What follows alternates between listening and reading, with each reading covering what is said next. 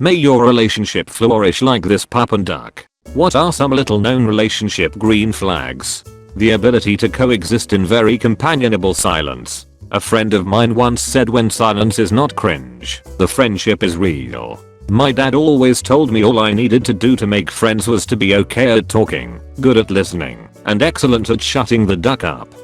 Being able to emotionally connect even after an argument or during. I have friends that love having intellectual battles between themselves. It's how they connect to each other and express their love. I can relate to this. I enjoy having intellectual arguments. Would you say you love being mentally challenged? You don't feel like they are playing games. Communication is direct, and you don't feel too nervous about what you should or shouldn't do or say, and you're not worried about what they do or don't do or say. Some butterflies is normal, of course. Cheesy but true. Communication in a relationship is like cell phone service. Lose it, and you start playing games or searching for a better provider.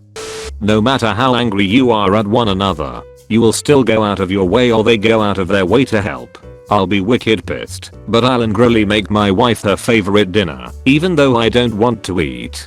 No matter how angry we are at one another, usually only last a short period of time, we will never sabotage or try to teach them a lesson.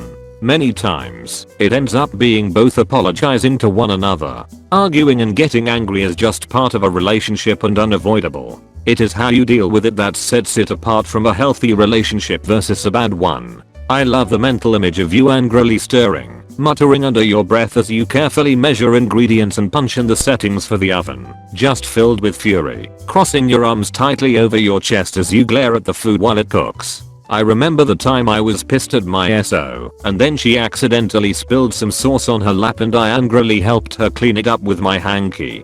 I drink a lot of water and sometimes my BF would stay until late, and I would fall asleep. Before leaving he always made sure I had a glass full of water on my nightstand in case I woke up thirsty. It's always the small details. My boyfriend does this too. I'm never without a water glass. If he walks by and it isn't full, he fills it up. I don't know how to tell you this, but I think you're dating a server. Ma'am, this is a Wendy's. When your SO takes criticism from you seriously without immediately trying to turn it back on you. If the converse is also true, you two stand a great chance of going the distance. I think it's important to realize that this is where you can be out the gate, or it's somewhere you can get to. My wife reacts very poorly to criticism, not because she can't stand to have flaws in her behavior pointed out, but because she feels that when I criticize her actions, I'm telling her that she's garbage, and in a day or two I'll be telling her to move out. That's a direct effect of her upbringing, and what's important is that she recognizes the issue for what it is, and we talk about it. It's made us so much better. Listening to you, and remembering the things you've said. Back when me and my boyfriend started dating, he'd sometimes bring up things that I've said before. My favorite foods, candies, etc. Made me super happy and could tell he genuinely cared. I'm so bad at remembering details like this. I've started to record them in my phone for friends and partners, and it enables me to be so much more thoughtful. For instance, a friend of mine mentioned that two of her favorite desserts were cannoli and cake. So for her birthday I made her a cannoli cake. She was so touched and didn't remember saying it, so it came across as very insightful, haha. Honesty. Genuine interest in each other's hobbies. Don't have to do them, but at least support it. Strong communication. You feel like you're hanging out with your best friend, except you wanna smash. Bold of you to assume I don't wanna smash my best friend. Smashing the homies ain't gay if you are wearing socks.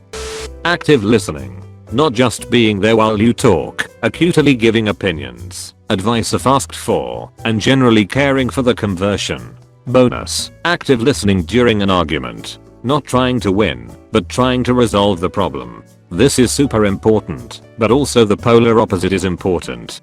Being able to comfortably sit together in complete silence for prolonged periods is a good green flag. The best relationship I had was when we both fell asleep on the couch watching TV, and I woke up with her literally using me as a full body pillow. Of course, I couldn't move until she woke up and suffered from muscle cramps and pins and needles for about 3 hours. but the fact that she slept through the night was a milestone in the relationship, and I wasn't going to move until she woke up. Later, she began teleporting into bed after falling asleep because I learned better positioning and leverage. Non-sexual compliments. You taste good. You smell different when you're awake. Not really sure if this counts because we're not in a relationship, but last fall semester, my friend asked if I could help her with something. I hadn't seen her in a while, and while I was talking to her she said, "You got new glasses?" I said yes. They really suit you. It honestly made my day. Compliments really go a long way.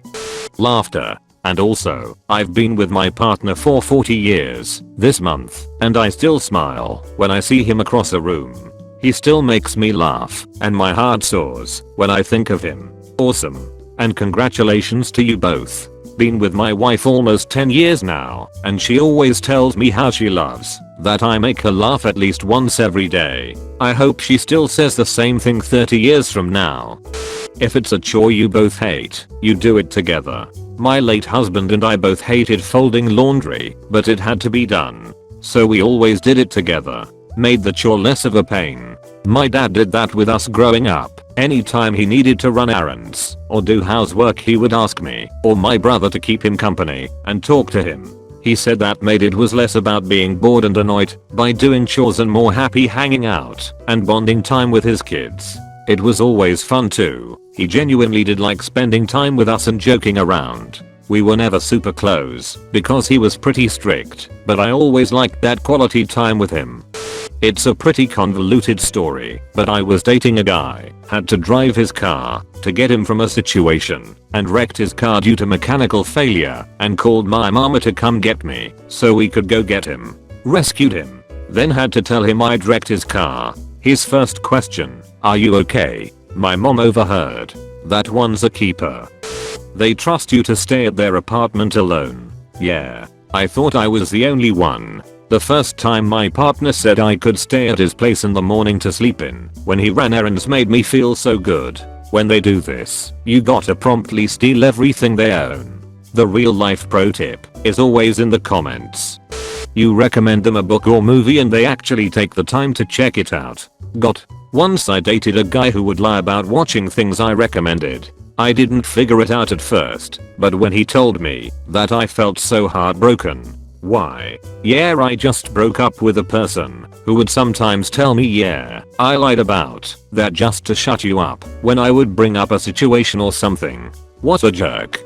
If she shows equal interest in hanging out with you, if it feels like you're dragging them into going on a date, they're really not into you, no matter what they may say. Besides, let's be honest. Wouldn't you rather date someone who is as excited and interested in seeing you and you are in seeing them? Exactly this. I've instantly lost attraction to a few girls because they were just so fake in terms of interest. People can act all they want, but their interest in hanging out is a clear way to tell if they really care. Came home from working a 12-hour shift one night to a full dinner with my favorite dessert. Never had a girlfriend just decide to cook me a full meal for me to come home to like that. When you never have to question their whereabouts and you get that safe feeling. A lot of couples I know have tracking devices on their phone. How TF do you live like that? I'd rather be alone at that point. You want your partner to be happy and not the other way around. Oftentimes people want to be in a relationship to solely make themselves happy. Edit. My point is different from making your partner happy and completely forgetting your own happiness. I heard somewhere that in a relationship it shouldn't be to make yourself happy. It should be to have someone that you can share that happiness with. When you're on a road trip and your partner feeds you fries and helps you drink your soda or whatever, I think that's such a nice simple gesture of kindness. Yes. And there are many responsibilities being the co-driver. Extra points. My ex would tease me a lot and would tease me in front of his family. He would say things like, "Oh, she changed her outfit 3 times because she thought you guys would judge her." Or she didn't really want to come over, but I convinced her. He would be laughing and joking, but these things would be the truth. When I was going to meet my current boyfriend's family I was really nervous. In the car I said, "Please, don't tell them how nervous I am. It's so embarrassing." He looked at me in shock and said, "I'm on your side." Why would I tell them that? And it was like a freaking light bulb. Love this guy. I feel like there's a lot of detailed examples that largely boil down to two things, empathy and emotional maturity. It's sad that those two are so often lacking, that people become surprised by it. Yeah, I wonder how rare it is to actually find these two very important attributes. From my experience, the more damaged you are, the less you recognize them.